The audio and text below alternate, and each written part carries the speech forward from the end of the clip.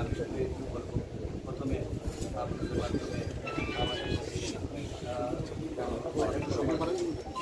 যাদের তারা আমাদেরকে আসলে পথ দেখিয়েছে, তাদেরকে আমরা স্বীকার করি, যা আমরা পাশে তা তারা করতে পেরেছে। এর জন্য আমি পক্ষ থেকে আমাদের সকলের পক্ষ থেকে তাদের প্রতি তারা শহীদ হয়েছে তাদের অনুরোধ কামনা করি এবং তাদেরকে আমরা এতদিন পরে যে অর্জন করেছি সেই অর্জনকে রক্ষা করতে হলে শান্তি শৃঙ্খলা ফিরিয়ে আনতে হবে, দেশের স্থিতিশীল অবস্থা বিরাজ করতে হবে।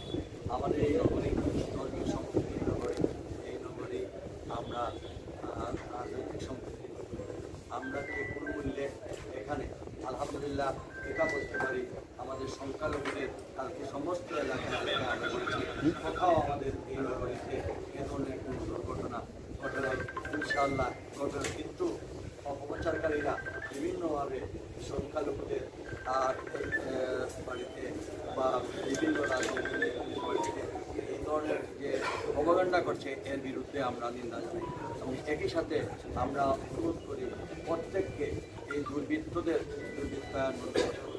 আমাদের নেতা জনাব তারেক রহমান সাহেব পরিষ্কার করে বলে দিয়েছেন এই সময়ে আমরা জনগণের পাশে থাকার জন্য, জনগণের পাশে থেকে সকল ধরনের দুর্বৃত্তায়নকে আমরা প্রতিহত করতে এবং যাতে করে সরকারের সকল কার্যক্রম আমাদের আবার ভালোভাবে শুরু হয়।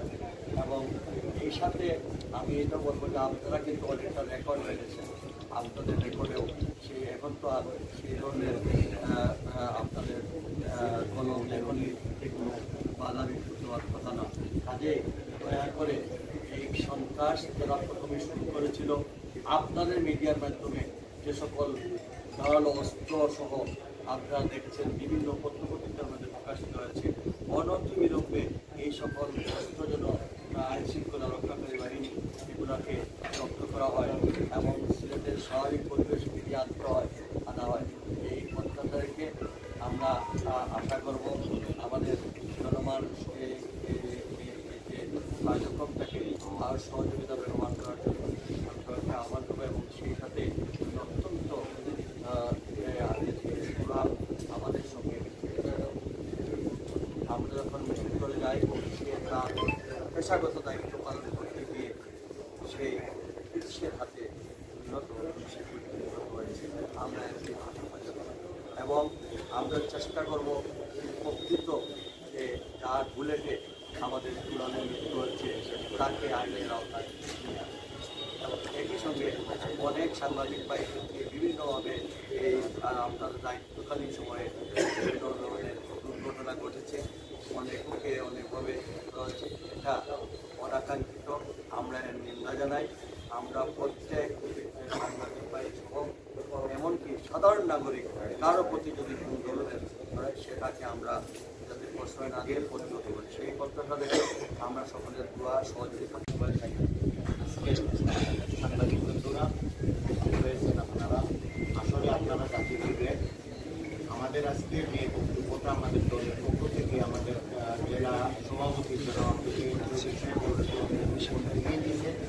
শুধুমাত্র আমি দুইটার কথা বলে আমার বক্তব্য থেকে শেষ করব। প্রথমে যে জিনিসটা কালো ছায়াটা যেটা ছিল আপনাদের উপরে, কালো ছায়াটা সরে গেছে।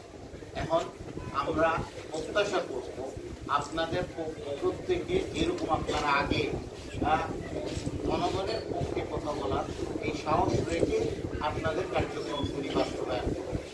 সাথে সাথে আপনাদের মাধ্যমে আমাদের সিলেটবাসী এবং বিশেষ করে শাহজালাল ইউনিভার্সিটির স্টুডেন্ট বিভিন্ন প্রতিষ্ঠানের স্টুডেন্টরা যে ভূমিকাটা পালন করেছে এবং আমাদের সিলেটের এলাকার যারা জনগণ ছিল তাদের সাথে যে সম্পৃক্ত হয়ে এই স্বৈরাচার এই ফ্যাসিস্ট সরকারের নেতৃত্বের বিদায় করার জন্য যে ভূমিকাটা পালন করেছে আপনাদের মাধ্যমে তাদেরকেও আমি ধন্যবাদ জানাই। এর সাথে সাথে আমরা বলতে চাই আগামীতে আপনাদের যারা ক্ষতিগ্রস্ত হয়েছেন, বিশেষ করে সাংবাদিক বন্ধুরা, বিশেষ করে আবুতরা সেদিন শুক্রবারে আমাদের সাথে ছিল, এরপরে 2 দিন পরে আমার আম্মা যদিও 3 দিন আগে মারা গেছিলেন। এরপরও তার জানাজার নামাজে আমি উপস্থিত হয়ে যে কষ্টটা আমি দেখছি, মাত্র কয়েকদিন আগে সে মাত্র বিয়ে করেছিল।